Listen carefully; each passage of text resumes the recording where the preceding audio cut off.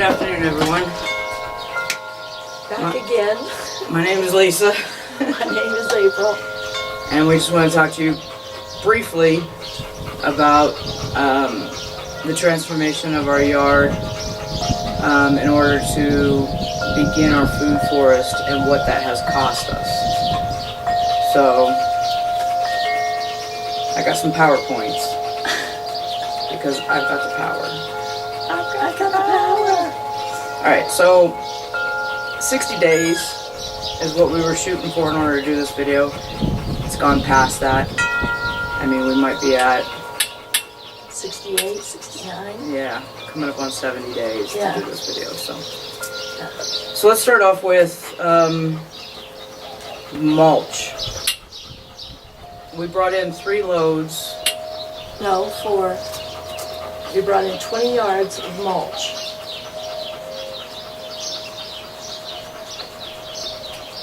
One, 2, 3. 3 loads of mulch. Oh, 3. Yeah, that's right. We did 15 yards of mulch. 15 yards of mulch. And the mulch is free, which is awesome. But there's a caveat. We don't have a truck, so we had to pay for delivery.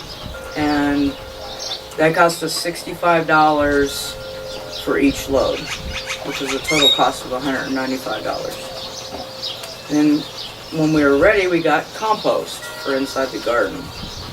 And even though the compost wasn't free, it was really inexpensive. I won't say cheap, we're just frugal. And in our area, it only costs $15 a yard. $15 a cubic yard. Yeah. For a total cost of $75 for the compost, and then once again the delivery, $65. Right. And then went out and bought April the fig tree, which was $60. I can't believe trees are that expensive here, but But it'll pay us back with fruit and saving on our grocery bills, because I don't know if you've ever shopped. We bargain shop. We shop at a big box store, Costco, and even when we get the trays of figs, because I love them so much, they're expensive. they cost between $8 and $12. $8 and $12, and I think you get like 20. No, you get like 12 or 16 maybe. No, it wasn't that little, was it? Yeah, I think so. 16 figs, which, do the math, man. That tree's gonna pay for itself in the first year. We So, hope. yeah. So in order to get the fig tree into the ground, I bought chicken poo. That was pretty inexpensive, like $4 a bag. I even wrote down here the cups, what I paid for the cups from the dollar store for the seedlings. That was only $6. One thing we did figure out with those cups is that we should have cut larger holes in the bottom of them so they would drain better. So that's something we're looking at doing here pretty soon in order The next round of yeah. seedlings. But we learn as we go, and fortunately through the YouTube family, we've been able to learn a lot about gardening. And I just took a tack, a normal tack, and just punched little holes in the bottom of it. Well, I had no clue that depending on how fast that water drained, you could get algae, because this is technically our second time doing seedlings, but really it's our first in Arizona, because our seedlings in Colorado, as everybody's heard in the past, when our son came home, we had to put them out on the porch and they died because we had a freak snowstorm in the middle of April. So,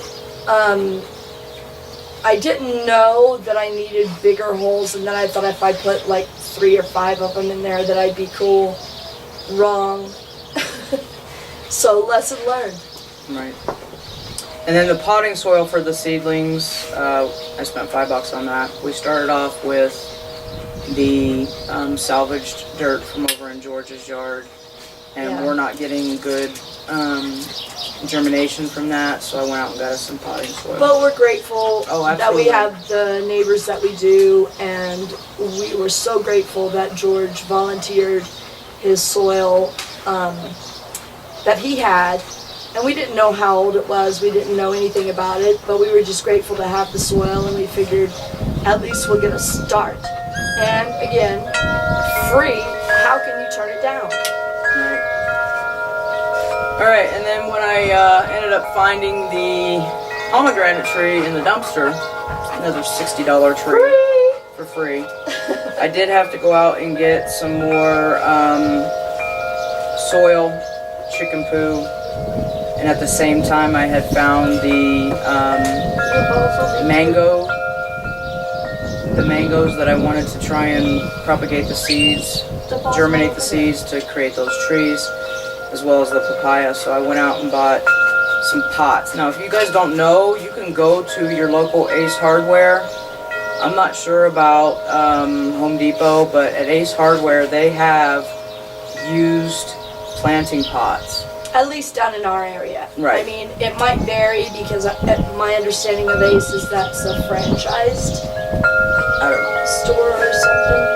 So, depending on where you live, just check with your local stores. I hear sometimes they'll give them away for free. I think we paid, what?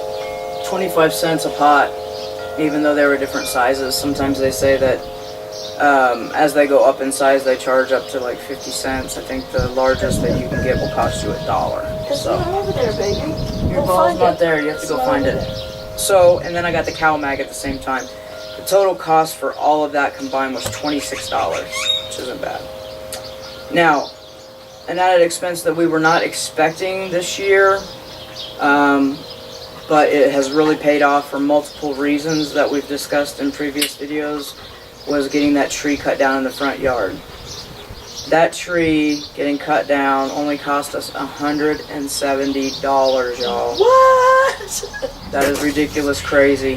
When We paid over $1,500 a tree in Denver to Yeah. get our cottonwoods that were about the same height taken down when they died. Because I guess cottonwoods only last about 65 years, and ours had only 65 well, years. I mean, I'm I don't just know. joking. That's still a long time, but Yeah.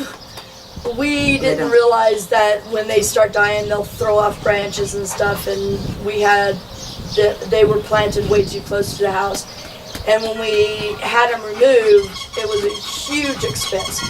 So for us, when we met the dude that cut down with his crew this tree out there, we couldn't have been more grateful. And when he made us that offer, We like jumped the on Godfather would say, it was an offer you can't refuse, you know. Yeah, we jumped on it. So we took the money out of our savings and we jumped on it. But it's paid us back. And It's paid us back because we've used as many limbs as we can Yeah. for our posts. And because we've used these posts versus 4x4, we don't have to use concrete. And that's something that we experienced and learned when we were in Denver as well, is that a 4x4 post is not easy to tamp into the ground and have it hold steady. Not for a we gate, tried not for in anything. Denver, yeah. We tried multiple times to secure our gate not using concrete because we knew we were going to expand the garden out, and we didn't want to put concrete in the ground until we had that done. But we were still working on a garden for that year, so with 4x4s we couldn't get away with not using concrete. So we saved the cost of concrete, and we saved the cost of the 4x4s by reusing the limbs that were big enough and that would hold up the cattle gate that we had left over from the Denver garden. So basically, for every post that sits out there, that's $10 back in our pocket that we don't have to pay. 12. Well, 12, because I think the city ordinance here is that you have to have pressure treated 4x4 and all Absolutely. that.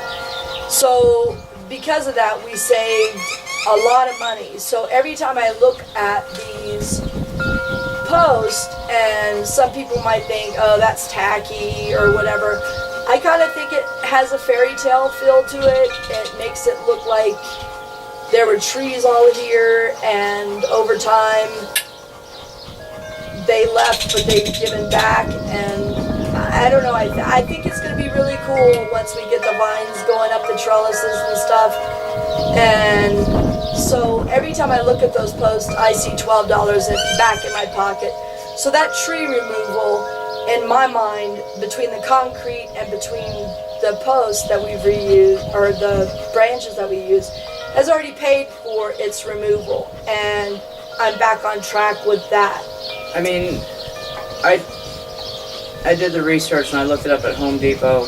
No, actually, I think the post I found at Lowe's. We've used 16 so far, and the cost was $11.98 per post, which would have been $191.68. And then the concrete is $3.35 a bag at 16, $53.60 is the total cost for that. So that savings alone is $245.28, y'all. I mean, if you want to get technical, you can take the 170 from the original tree removal out of that, and the difference would be your actual savings. $75.28. So, numbers.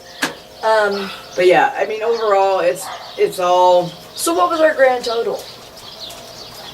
Oh, For everything is 60 days. $606, So if you want to break that down over Not- 60 days, not including the removal of cost for savings. yeah, for we post didn't and we didn't concrete. figure any of our savings into that. That was just raw cost for the mulch, the deliveries, the compost, the plants, the dirt, everything, all of it, everything that we've done.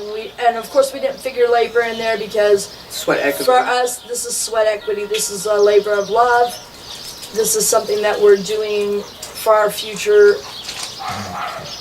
and the neighborhood's future, hopefully. And hopefully we can turn people on to the fact that even though we're in such an arid region and we have the winds that we do and we have the heat that we do, that if you just take it slow and steady, you two, for pennies on the dollar, if you just think outside the box, really. I mean, every time that we've had a project or we've had a problem, one of the good things that me and Lisa have always been able to do is kind of look at things and say, wait a minute, this isn't about spending money, this is about doing what's right for the environment, maximizing, recycling, reusing, repurposing, everything that we can. We do that inside the house as well as outside the house, and hopefully in the future I'll show you some projects that we're going to be doing in the house that'll show you what we do in order to cut down expense, but still have a great looking interior as well as an exterior living space. Because as much as we love out here in the spring and the summer, when the winter time comes, we don't get to enjoy the outdoors as much. So we like to bring that beauty into the house and that creativity, because I think it's all about being creative artistically, creative financially, and just in a multitude of ways. Right. And don't be afraid to learn either, because every one of our failures where we just kind of go, the dog dug that up, or the bugs got to that, or the birds got to that, we have to remind ourselves that this is not something that's just going to happen overnight. It's the long-term duration. And I think that more than anything with Sam, with her digging up stuff, she's curious. She's a hound dog. Hound dogs are ruled by their nose, and it's a new smell. Every time we put something else in the ground, it's a new smell. She wants to know if she can eat it. She wants to know its purpose. She wants to know if she can help. And dig. she loves vegetables and fruit. Yes, so, I mean, yes. She is one of those dogs that loves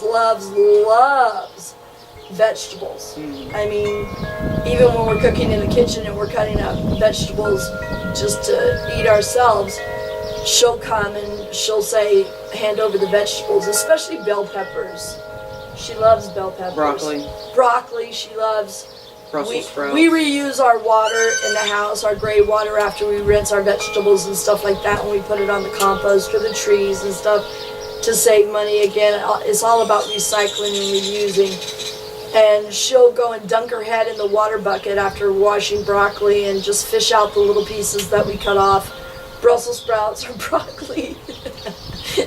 So it's kind of like bobbing for apples, only it's broccoli bits. Yep. And Brussels sprout bits. And then the other thing that was created during this whole process were the raised beds, and there was no cost to us whatsoever. Yeah, simply because we already had the screws. Yeah. Screws would have been the only thing that would have been a major cost. Not really. Well, if you buy small logs, but it's they expensive. They can run be. a lot, you know. But we had them from putting up the fence in Denver, so we had an overabundance of them. Yeah, so we didn't need to buy any screws Yeah. whatsoever. And I'm actually to the point now where I need to go back and get some, simply because I don't have the smaller ones anymore. I used up what we have, and all the ones that I've ever attempted to recycle in the past have all been used. So Yeah. that's it. I mean, that's where we're at. And But what it breaks down to, too, is when you do the math and, you know, it's just what we actually spent, and you break that down over 60 days, you're looking at a little over $10 a day. You know, and for us, that's that's less than 2 Starbucks coffees. You know, I mean, we don't drink Starbucks anymore, but there was a time when we drank Starbucks coffee all the time. Huge fan of their pumpkin spice. I mean, as soon as we found out that they actually use GMO beans, we stopped drinking them. Yeah, because we're trying to go organic, go healthy, and Save money. save I mean, a lot literally of money. three Starbucks is enough coffee beans from Costco for a month. Yeah, true. But what we do is, in the past, in order to save money for this whole venture, is to buy in bulk when we can, when it applies, to recycle, reuse, repurpose everything that we possibly can. If we see something getting thrown out or thrown away, as you know, we have no problem digging in the trash. We jumped in the trash our first year here and dug out our neighbors that are now gone. They moved away. But we had a shared trash system, and we jumped in the trash and we were digging out the saw that Lisa, one of the saws that you use now, Circular saw. the circular saw, and I mean just countless things that we found at An extra shovel, an extra rake, rake, 2 extra rakes actually, a circular saw. the water bucket that the dogs drink out of. He actually threw away a tattoo gun. Yeah. Well, we didn't have a use for that. Not that we don't have tattoos, but I'm not a tattoo artist. So that's it. That's our recap yeah. for our 60-day expenses to recreate this backyard and get it ready for our food forest. Yeah. It's a little slow going because, like we said, we are learning what it takes to get the seedlings going and getting them strong and how to handle them. When to get them out here. When to get them out here to harden off and when to get them into the ground. I think some of the things we put into the ground this year went in way too early, and that's why we lost them. And the winds, you know, they were trying to hang on, but even the winds blowing here, the way the winds blast down on the ground and push across. I was watching the marigolds just bend over and lay flat on the ground, and the butternut squash would just lay flat on the ground, and kind of, it would pull like the roots and stuff. Even the pumpkin, that poor pumpkin that we lost, he tried so hard. Between the birds and between the winds, you know, And I think that's what happened to a lot of our seeds that we put just direct sowed into the ground. I think the birds got Is 'em. that the birds came in and they ate them, you know, and I can't begrudge the birds that. I mean, they'll go and plant them somewhere else, and you know, it'll start a little mini food forest somewhere else. So I can't freak out about that. I've got to realize that even though we're in an urban area, or well, rural urban area, we still share our space with animals and wildlife. And who are we to just cut down everything and redo it our way and then block them out from it? Now, talk to me in 2 or 3 years and that might be a different story. I might be really might be really agitated with the birds or the wildlife here, but Well, that's one of the things we discussed too, is that we will not be planting anything in the front yard yeah, until we get it fenced, because the javelinas we already and the know coyotes. we already know that the javelinas come through here Yeah. and they will tear at the root system Yeah. of Yeah. whatever we put out front. But there are big things coming. We have seeds that we need to get started. The Malabar spinach we're hoping will Yeah. take off. I want to see And- how crazy that grows. Everybody's saying that it grows so much. And that would be a great windbreak for us, as well as a little bit of privacy so we're not like catching everybody else's yard on camera and stuff. Because, you know, I don't think it's cool that, you know, I don't know, that we're just kind of like peepee toms on our neighbors without their permission sometimes. So, And we are contemplating too putting up wood panels for Yeah. privacy back Yeah. here. That's not something that's going to happen this then year. right away. Yeah, again, it's all about not just our finances, but finding the best way to approach a situation.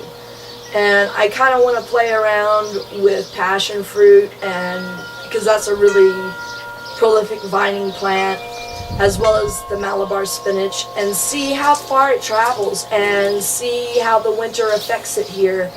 And, you know, will the foliage stay on and keep a privacy thing up and still be like a food forest for us? Well, if we could get our melons to grow like we did in 2017 2016 and 2017. in Denver, Yeah. it was 2017. If we could get them to grow like that, that would totally take over one entire area, Yeah. fence line, and Our watermelon went crazy. and block it. It's not really about blocking out visually. It doesn't bother me to see the neighbors' For me, yards. it's the winds. It's the winds, people's it's the privacy, dust too. blowing, because even though we have all this mulch down, when the winds come through here, you can still see the winds pick up the dust in the neighbors' yards. And granted, it doesn't blow as bad as it did last year. No. The mulch has made a Yeah, huge difference. the mulch in has that. made a massive difference. And then once the monsoons come through and really water this mulch out, I'm not going to waste the water to water the mulch. I'm no, going to wait for the monsoons to come through, let nature let do nature its do thing. its thing, and break it down and start amending the soil with that free water. Yeah, nature has a beautiful way of doing its thing if you'll let it do it. So we want to kind of interfere as little as possible. And that's why we pulled the plastic up and we've got all this crabgrass, grass, whatever you want to call it, going nuts everywhere. But we look forward to the possibility of chickens in our future, and they'll love that. They'll love picking through it, eating it, and they'll do the work for us. And The chickens might be we might have to petition the city on the chickens. well, we are going to don't- have to petition the city, because I looked up the law last night, and you're not allowed any livestock, and they have chickens listed as a livestock animal. So I'm going to have to actually petition the city to change the regulation on that. I did see an article for Sierra Vista where they are actually working to pass a law to allow chickens and ducks for people to have organic eggs at their disposal. So I'm thinking I'm gonna wait for that to pass in Sierra Vista and then go into the city and say, hey, look, why can't we have chickens as well? So Why can't we have chicks? yeah. All right, y'all. I think we've taken this brief to Very long. very long conversation. So we will talk to you soon, and just take care of yourselves out there. Much love.